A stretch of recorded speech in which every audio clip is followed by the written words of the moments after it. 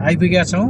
अब हाम्रो काउसेतीबाट पश्चिमको हाम्रो यात्रा चलिरहेको छ। हामी काउसेती, टन्डा, चोरमारा, दुम्कीबास हुँदै हामी दाउन्ने जाँदैछौँ।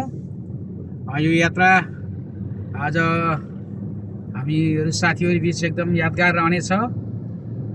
पोखरादेखि बद्रघाटसम्मको यात्रा सुखद रहनेछ। आज हामी धेरै समय पछाडि हामी तीनजना जोडिएका छौँ, भेटिएका छौँ। आजको दिनलाई स्पेसली हामी आजको दिनलाई धेरै यादका रूपमा लिइरहनेछौँ जीवन्तसम्म।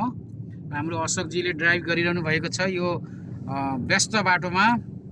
यो नवलपुरको एकदम फराकिलो बाटोमा अशोक सरले अहिले आफ्नो ड्राइभिङ एकदम सुरक्षित तरिकाले दौडाइरहनु भएको छ भने हामीहरू यता बसेर गफ गरिरहेका छौँ। आजको दिन अति नै यादगार स्मरणीय रहनेछ। अब अगाडिपट्टि यहाँ मोटरसाइकलले बाटो नदिएको अवस्था छ।